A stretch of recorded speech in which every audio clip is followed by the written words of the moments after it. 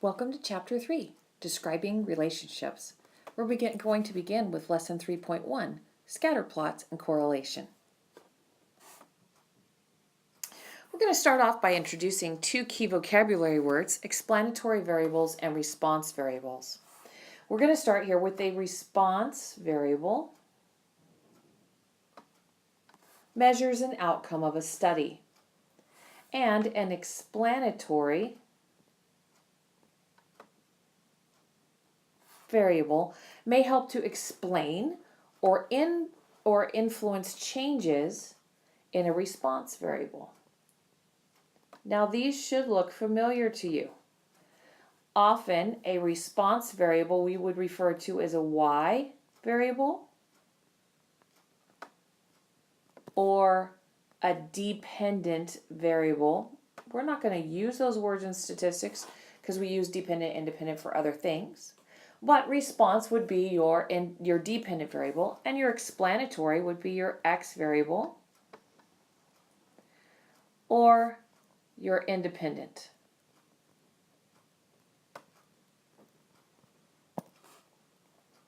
So here's some examples. If the amount of rain and weed growth, this would be my explanatory. This would be my response. The amount of exercise and your resting pulse rate. Explanatory, response. I think most of you will get this. It's not anything you haven't seen before. The crazy stuff comes when not every set of data, pairs of data, that we study necessarily have a response and explanatory variable. Because when you're talking about these two variables, you're talking about causation and effect. So correlation and causation we'll get to in just a few minutes. All right, so here's our guided exercise number 1. Julie wants to know if she can predict a student's weight from his or her height. Information about height is easier to obtain than information about weight because most people are not honest. Jim wants to know if there's a relationship between height and weight. So for each student, Julie and Jim, we want to identify the explanatory and the response variables if possible. So look, Julia wants to predict something. So she is thinking that there's a cause and effect relationship between weight and height. So for Julie, she would say that the explanatory variable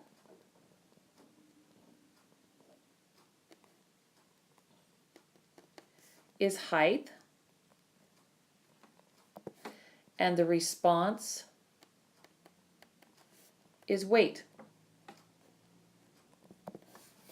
which is not always going to be a good thing to choose. Now, Jim, on the other hand, just wants to know if there's a relationship. And because he's not particular about the relationship, there are no explanatory and response variables.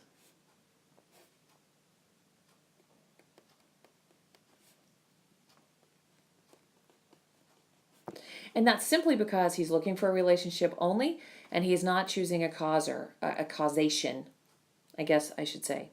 He's not saying, well, height causes the weight, or weight causes the height. Well, obviously, weight's not going to cause size, but you know what I'm saying. Sometimes, based upon the study that we're doing, we may not get an explanatory and a response variable.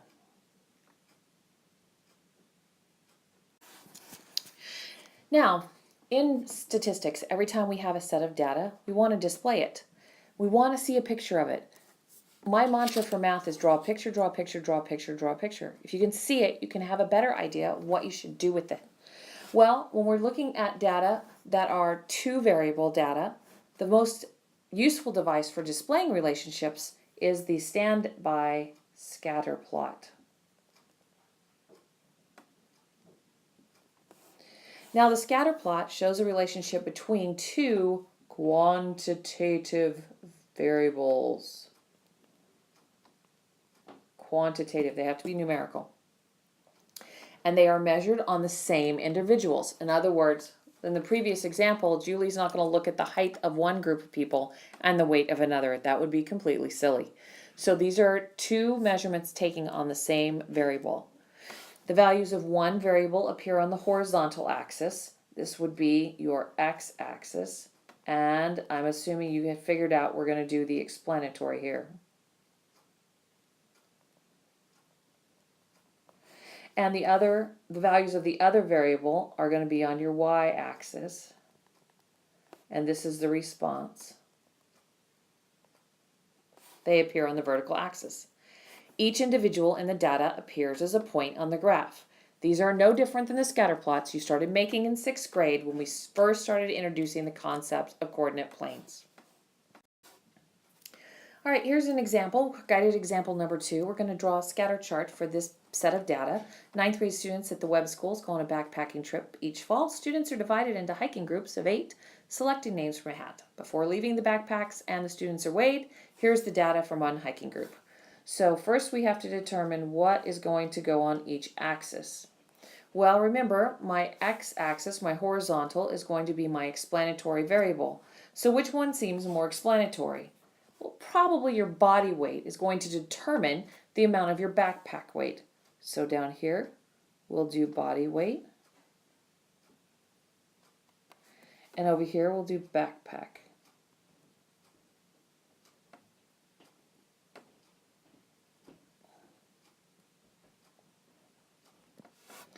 All right, and now we're just going to make our plot. So we look like, I'm not going to start at 0 here. I know I'm going between about 100 and 190.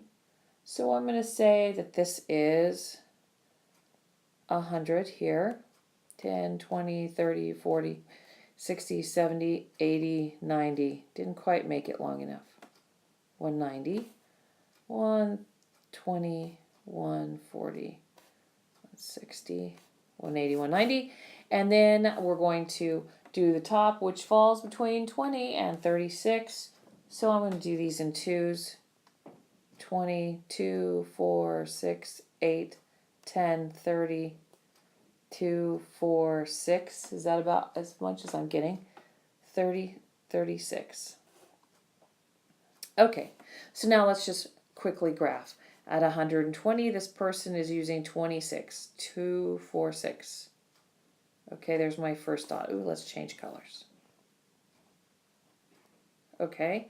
At 187, which is somewhere around here, we're about right up here at 30. Now, most of the time we're going to get a rough estimate because I'm not expecting you to do perfect graphs here.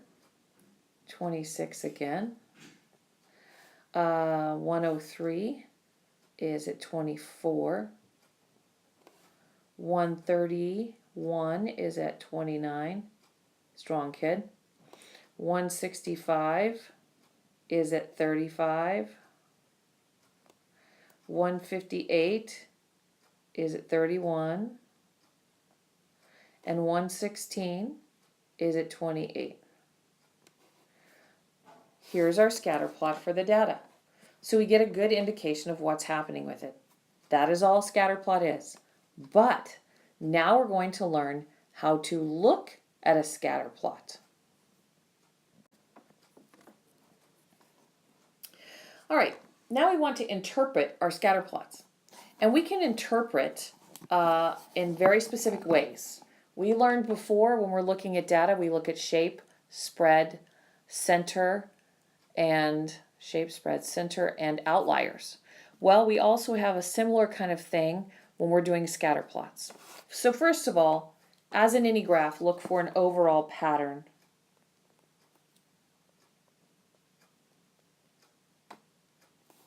And for any striking differences that you might find or departures from where most of the general data is going. So I just kind of threw in, this is an SAT graph, just so we'd have something to look at. But basically we want to start off by looking at direction, form, strength, and outliers. Well, direction.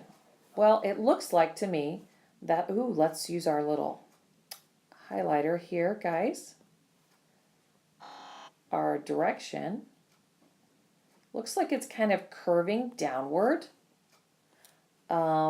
It's certainly not going up. But I would say a downward curve. So we'd write that downward curve.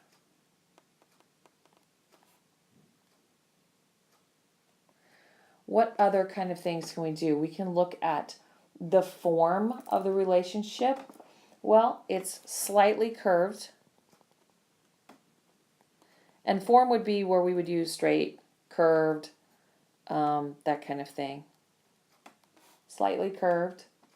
More important, most of our areas here, this is the percent taking SAT and the mean math score. We also see some clusters. We kind of have a cluster here and a cluster here with a little bit of separation here. So there's some clusters.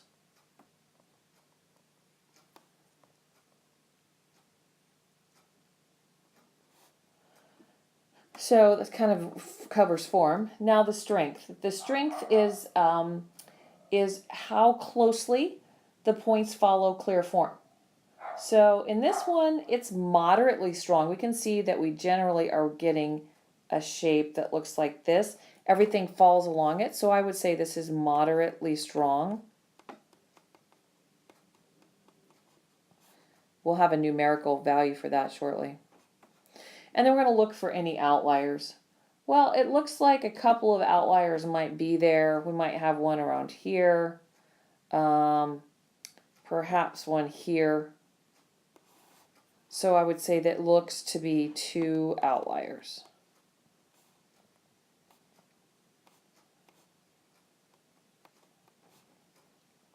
Or I should say there looks to be 2 outliers. All right, so let's practice this. Okay, so let's practice this using our data that we got when we get our backpack scatter plot. Now this is a nicer scatter plot, but it's the same picture. So let's talk about the general pattern first. Well, we would say that in general, it appears that the lighter students are carrying lighter backpacks. So I would say lighter. It is so hard to write with this.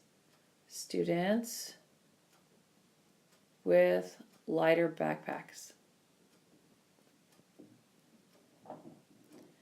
The direction seems to be going in an upward direction. The strength, well, it looks pretty strong. They pretty much follow a linear pattern, except perhaps that guy right there. That guy's kind of not part of the group, it doesn't look like. So I'd say a strong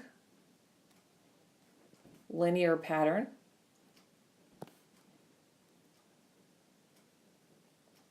And the form that this takes is definitely straight or linear. Wow, that was just thunder and lightning. How exciting. Okay, and outliers. Oh, we talked about the hiker that weighed 187 pounds. Well, first of all, he's the biggest hiker we have. And he also is not carrying a really heavy backpack. So we have one outlier.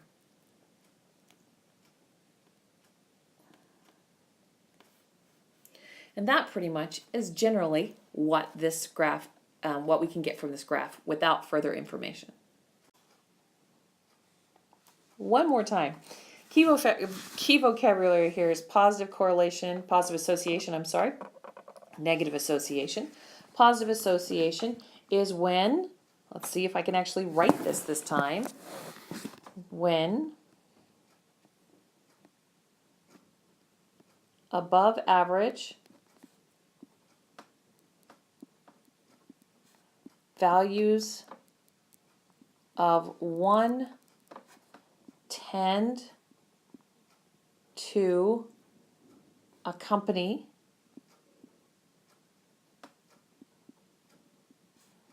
above average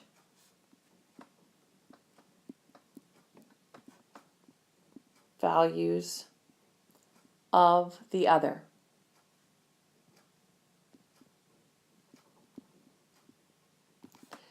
It also works for below average values.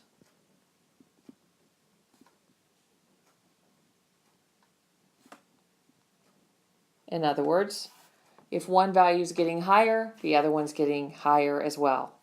So when we graph this, we get a positive association, and it's always in a positive slope. A negative association occurs when above average values of 1 tend to accompany below average. So you have a difference. One's positive, one's negative, you get a negative slope. So when above average values tend to accompany below average values.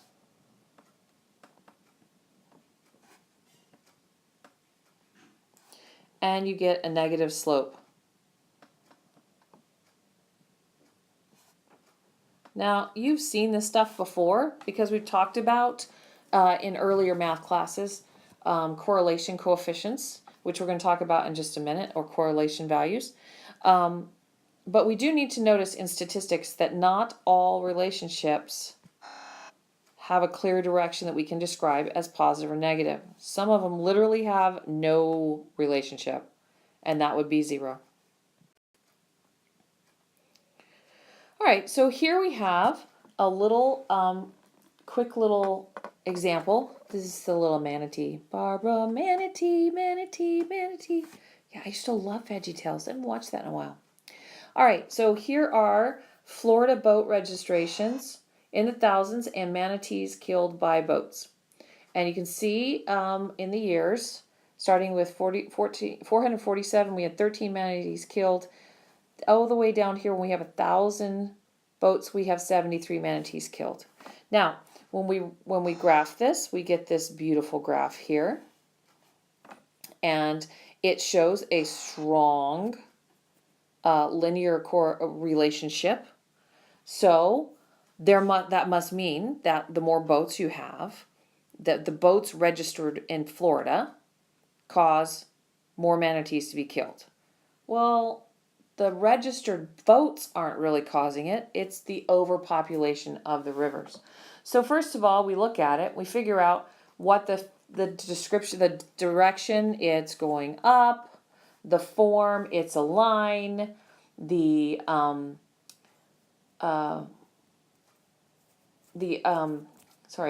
form, it's a line, direction, it's going up. We don't see really any outliers. And so we want to determine if there is really an association.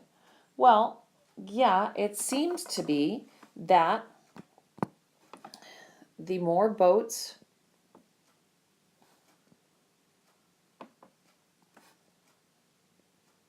are registered,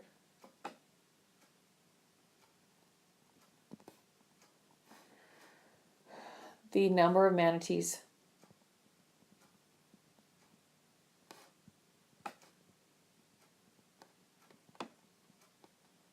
killed goes up linearly.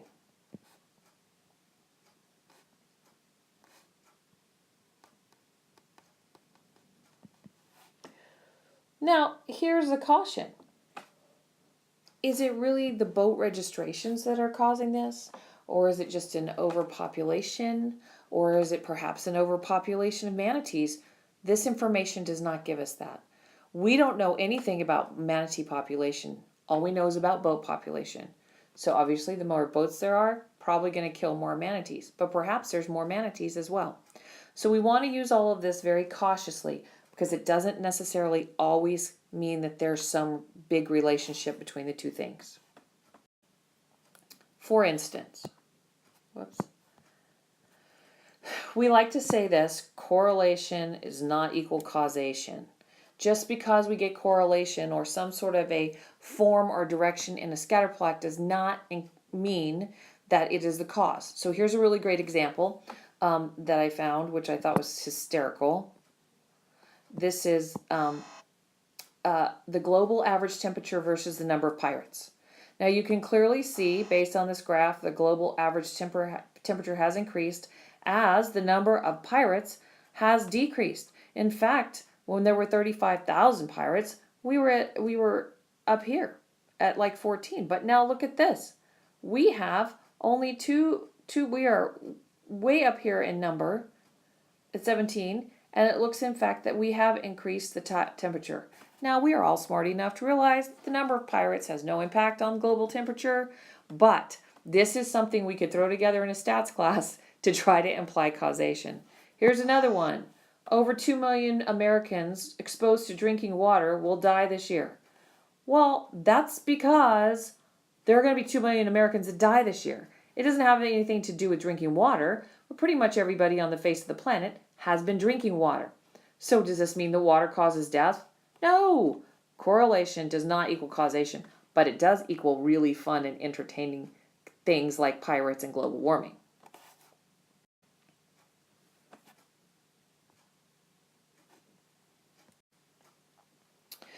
All right, I'm back again. Hi. So one thing that we can do to measure linear association is to use something called correlation. And this is a key vocabulary word. Correlation measures direction and strength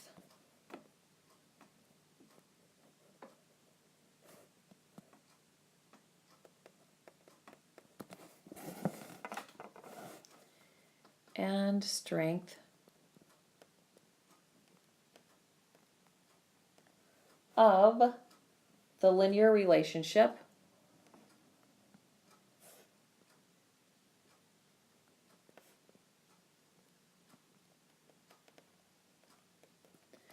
between two variables.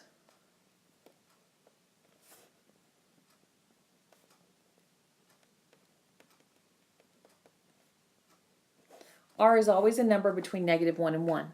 -1 meaning perfect negative correlation where you would have a negative slope, and +1 meaning a perfect positive correlation with +1 slope. So if R is greater than 0, you have a positive slope. And if R is less than 0, you have a negative slope. This should not be new.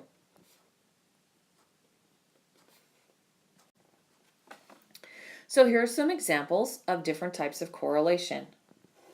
Now notice here we have a correlation of 0. There's nothing happening. It's a bunch of dots all put together. I can't really make a linear thing out of any of it. So this is really a correlation of 0. There's no correlation. Now notice in this one, there's a little bit more form here. I see a little bit more of a line, a negative line. So this one actually does have correlation, and this actual correlation is -0.3. You're not expected to know that. There's a way to calculate it. This correlation also seems to be fairly good. It's a little bit stronger than this one. This one is 0.5. This one's stronger yet. Notice how closely we're getting. This is a -0.7. This one's very close to a straight line. So you got a little bit of wiggle room here. So that's 0.1, 0.9. And this one is a very, very, very strong negative correlation. And the only way we'd get it perfect is if it was a perfect linear straight line with each data point one behind the other. So this is a very high, very strong correlated graph. All right, just to freak you out, I thought I'd show you how you can calculate the correlation R. So correlation R is 1 over your number minus 1. We'll see a lot of that later on that has to do with population and sample. And then what you do is basically you're standardizing each and every, get this, you're standardizing each of the x's and the y's. Notice it's just like the standard or the z-score formula. We standardize each and every one of them, then we add them to each group. So this is the first set for the x's and y's, then the second set for x's and y's, on and on and on until we've added all of them up. So a simpler way to write this is this way. And no, I'm not going to make you do it this way. But I do want you to see how it's done so you're familiar with it. And I promise, not this lesson, but next, I will show you how to do this on a calculator. It's much nicer. Nobody does it by hand. All right, back to our backpacking data again. I'm going to use this data to show you how to calculate R.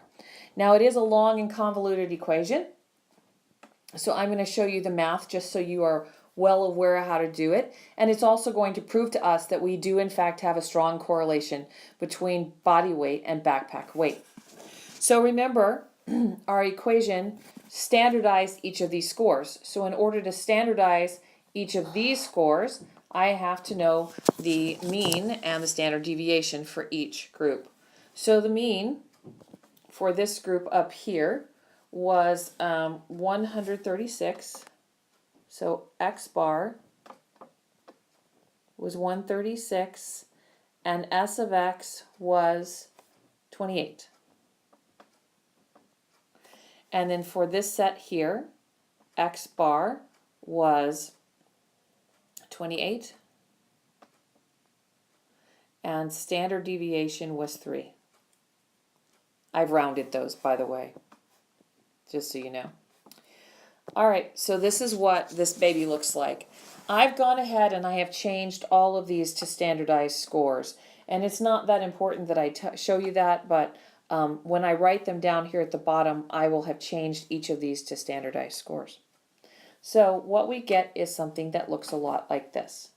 R equals, and I'm going to try to write really small, 1 over 8 minus 1, which is 7, times the z value for 120 and the z value for 26 multiplied together, which is 0.57 times negative 0.1. Then we're going to add that to the next one, the z value for 187 and 30, which is 1.82 times 0.3, plus negative 0.39, again the z value for 109, times negative 1, plus the z value for 103, which is negative 1.18 times negative 1.67, plus 131, which is negative 0.18 times 0, plus 1.04 times 0.2, and I'm going to continue down here, plus 0.79 times 0.67, this is for 158 and 31, plus the z-score for 116, which is negative 0.71 times negative 0.33. So, if I simplify this a little bit, I get 1 over 7 times 0.57 plus 0.546 plus 0.39 plus 1.97 plus 0 plus 2.08 plus 0.53 plus 0.23, which gives me R equals 1 over 7 times 6.316, and that gives me a 0.90. So R is 0.90, which is a strong positive correlation or association.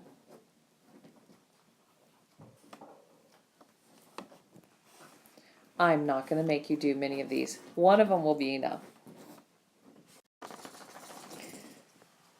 So last but not least, we have a few facts about correlation that we want to go over. Correlation makes no distinction between explanatory and response variables.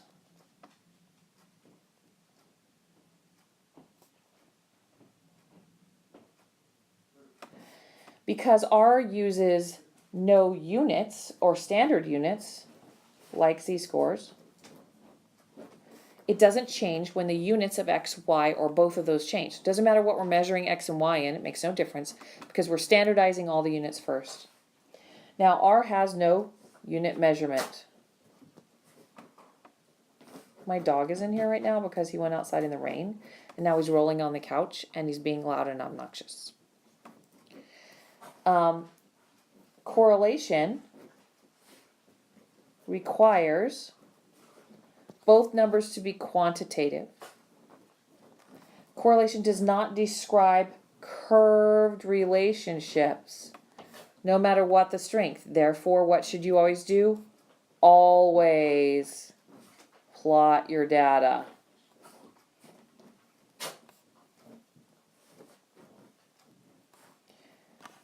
R is not resistant,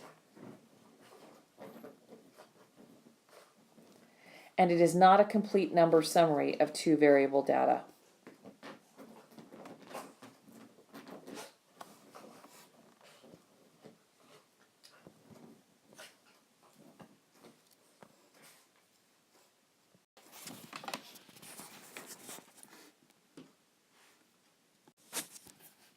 So that's our lesson tonight. You should have learned a little bit about correlation, about positive and negative association, how difficult it is to find an R value without a calculator, and about scatter plots. Our next lesson will be longer, but also give us some more information about how to find these certain numbers on our calculator, and it'll make it much more exciting. Have a great night.